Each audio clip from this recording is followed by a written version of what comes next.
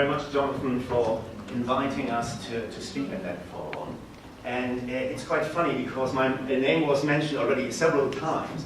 And you will see now we've done a lot of stuff that Justin says we shouldn't be doing. But as he also correctly said, everyone has an agenda.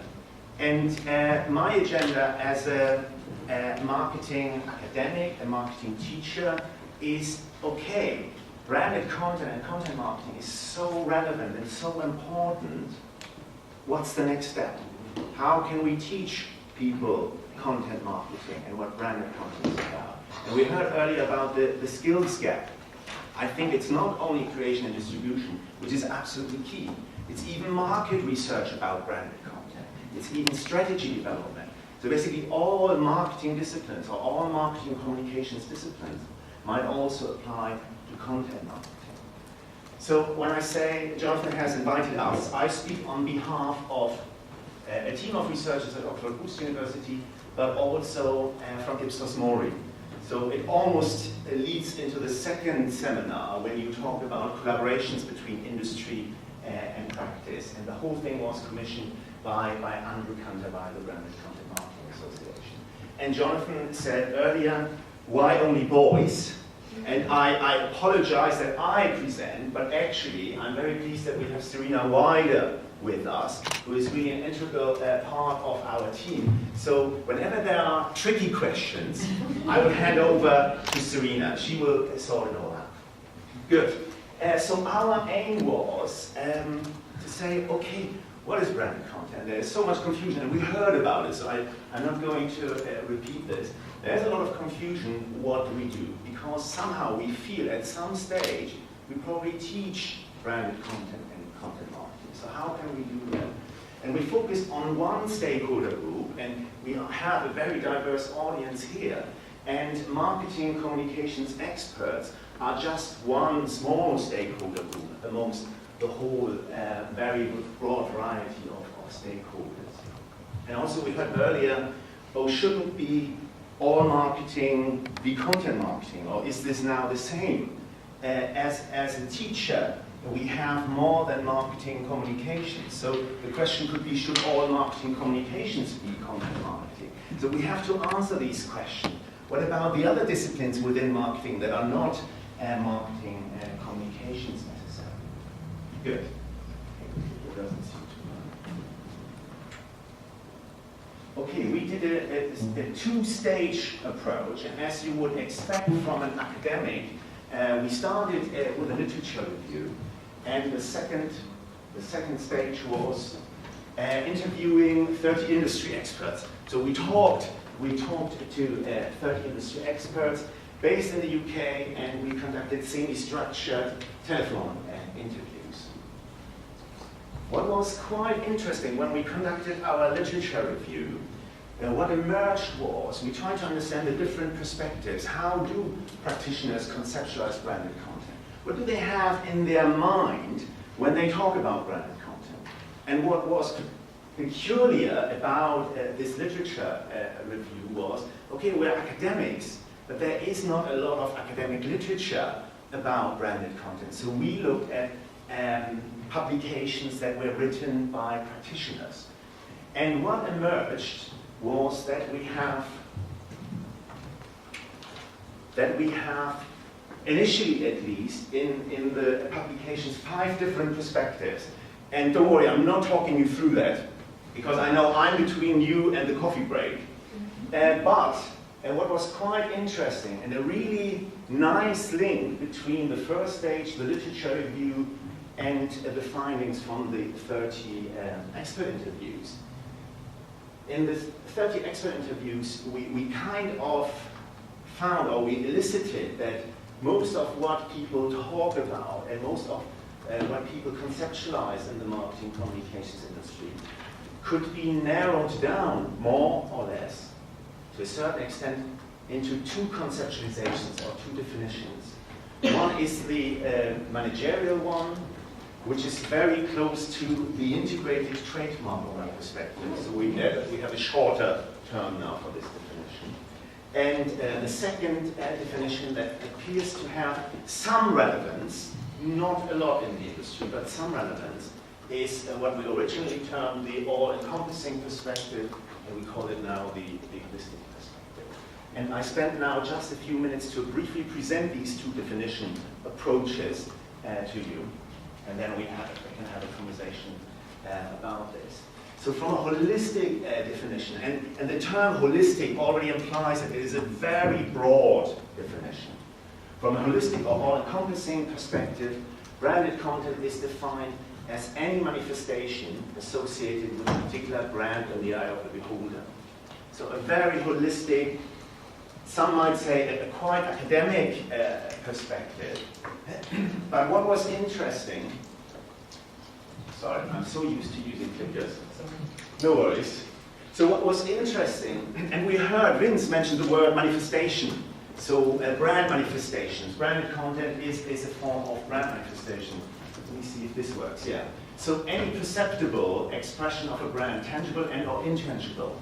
But the definition is so broad that it even includes all your products and all your services. Basically anything a brand does could be called branded content based on this holistic definition. What a lot of marketing practitioners struggle with is that anything, and this is now a digital explanation, anything posted about a brand created internally or externally, which means by internal stakeholders or external stakeholders. So a lot of practitioners struggle that we say branded content can be created by people that are not in a contractual relationship with your organization. Yeah? Consumers create a video and stick your logo onto it or talk about your brand, and people might perceive that as content that they associate with your brand. It can be good, it can be negative, it doesn't matter.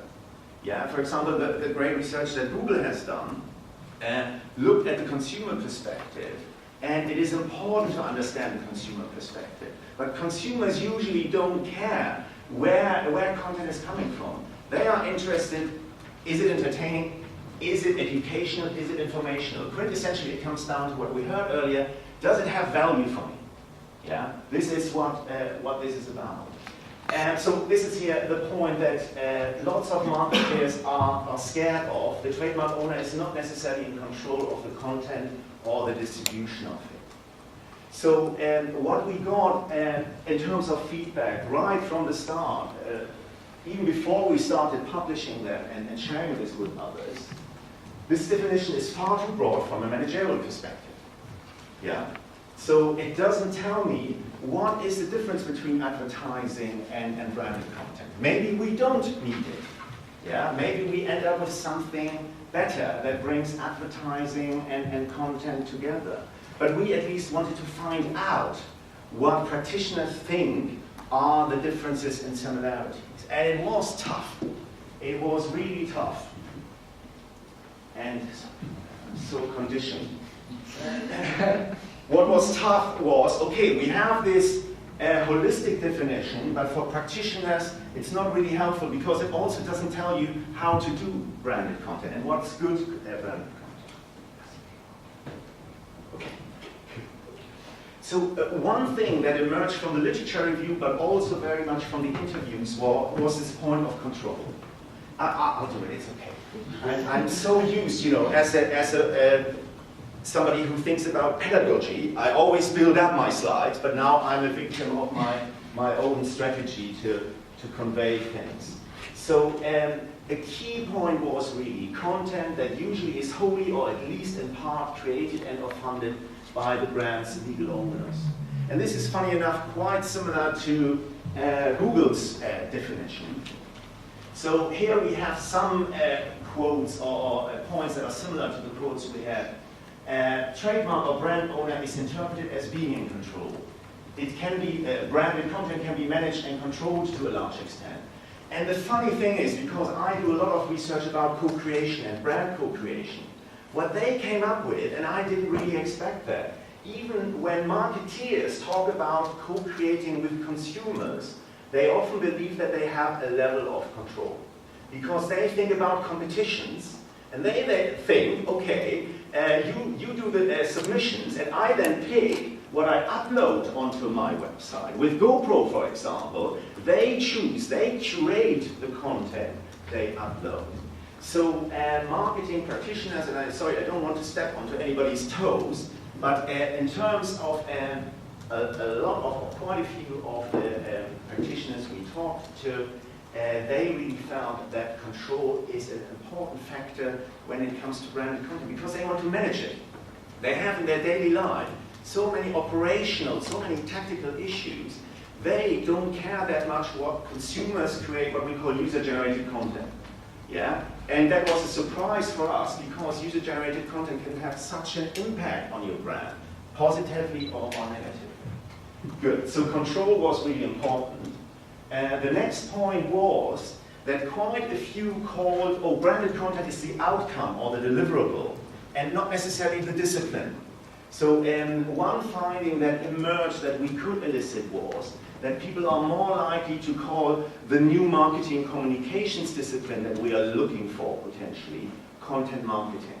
So content marketing might be the new marketing communications discipline. The outcome of that, the tangible or intangible, or a combination of tangible and intangible, is something like a TV show, and we heard about advertiser-funded programming, and that publishers and broadcasters work now together and produce high-quality content. So we have all kinds of outcomes that these experts mentioned.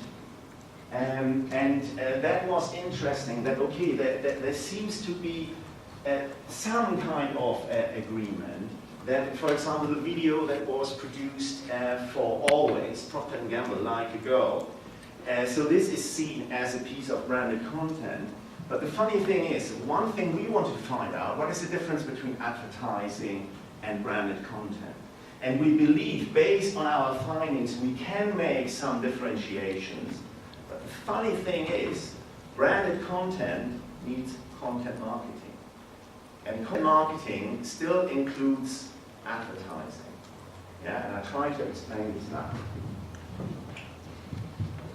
So what's the difference between branded content versus advertising? And don't shoot the messenger. So we try to figure out what our expert says. And of course, there is not a complete agreement, and we could already see this today when we've shared our opinions. So in one quote, this is a fantastic quote that gives you an idea what could be seen as the difference between advertising and branded content. If you create advertising, you're getting in the way of whatever it is the audience is actually wanting to consume. You're disrupting them. Okay, when you watch a TV program, you don't really want to watch the adverts. Maybe apart from the John Lewis ad. Yeah, and we can talk about later on whether the John Lewis ad is an ad in all its shapes and forms, or whether it is not, when it suddenly ends up as something that is pulled from the internet. If you create content, the big differentiator is that you're asking somebody to choose to engage with something. And there's a skills gap. If you create an advert, you don't necessarily need engagement because you get into the face of people because you have an advertising break where you try to create something that then attracts people's attentions, but it's not necessarily something they need to engage with. It's not necessarily something they need to go onto the internet or find through search engines. So one strong point which we really need to further explore is the differentiator appears to be that consumers, people choose to engage with you. They make a decision to go and see your movie, to watch your YouTube video, or follow your feed on social media. So there was something that there is a difference between push and pull. And we heard this, I think, earlier. So advertising is quintessentially based on interaction. Yeah? Almost whatever medium you use, advertising interrupts you. You're not quintessentially there to consume the adverts, unless you go to Cannes, yeah, or you watch, the highlights of Cannes. Then definitely you want to consume that. So disruption versus non-disruption, and we haven't really found the right term for non-disruption. Some of the practitioners use engagement, but having engagement as opposite of disruption is something that needs further research. Good.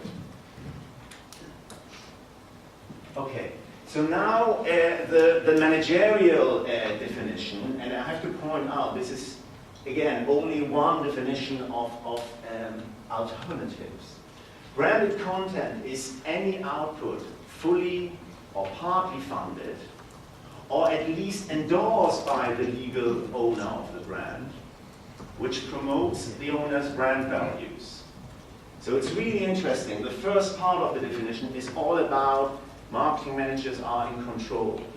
So you are funding partially or fully the content that is put out there, and you might even endorse it. So in terms of curation, branded content curation is a big topic. And this is where even user-generated content could potentially be seen by these paranoid marketing managers as branded content. And we used an example when we conducted our interview. We had a user-generated content video about BMW motorcycles, and the people, some of the marketing managers said, no, it's not branded content because it's not done by BMW. BMW had nothing to do with it. But then some said, okay, if BMW endorses it, then I would consider it branded content. So it's not all black and white, and with this definition we try to address the emerging and growing area of content curation. The second part is the branded content from a managerial perspective makes audiences choose to engage with a brand through the content on a pull logic. So we have this idea, and this again still needs further clarification and further research. What is this pull versus pull? What is this interruption versus engagement? Are these really opposites? I'm almost done.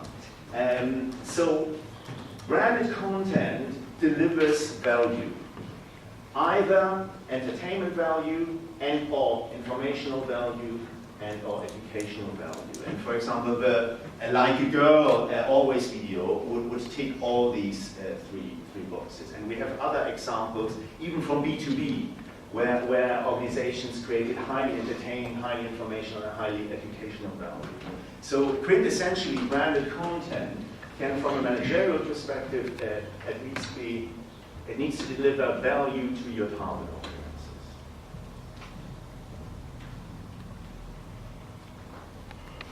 I think I discussed this. Branded content is rather the deliverable, not the discipline, so content marketing seems to be a more appropriate term for the discipline. The owner is in control. It can achieve high levels of earned distribution. Some of you might be familiar with the concept of paid, owned, and earned media. It's coming from the marketing industry, but it's more and more accepted now in marketing academia.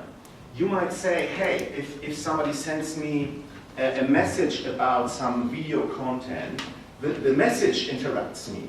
Yeah, but this message doesn't come from the organization that pays for it, but actually it comes from your friends and families. So it's earned interaction. Don't go into this in detail. Okay, my last slide, and this is just a conclusion. The limitation is, yes, we have spoken only to 30 marketing experts. Particularly the second stage of our research is exploratory. Only UK managers and only people working in marketing and marketing communications.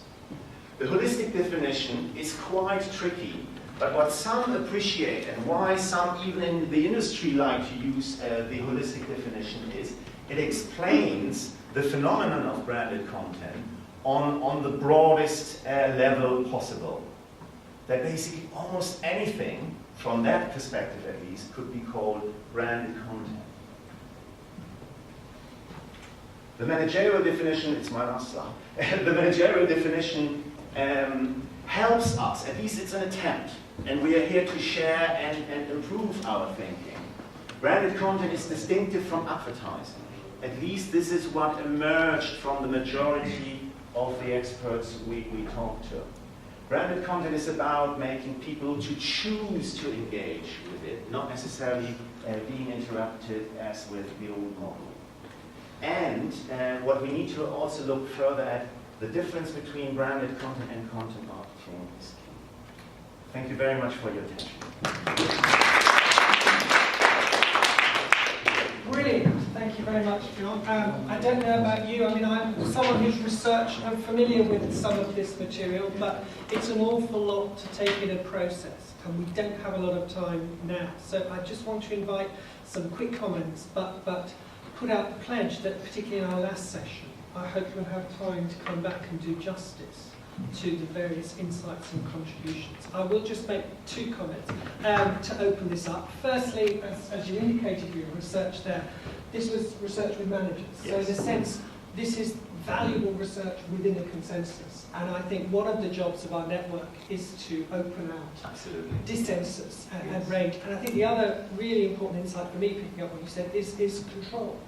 Because there is a really strong case for what our particular network is trying to do, bringing in particular arts and humanities researchers to the table.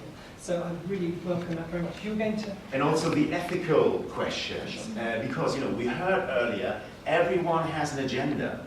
Yeah, and when we heard about Andrew's daughter, is this what we call a success?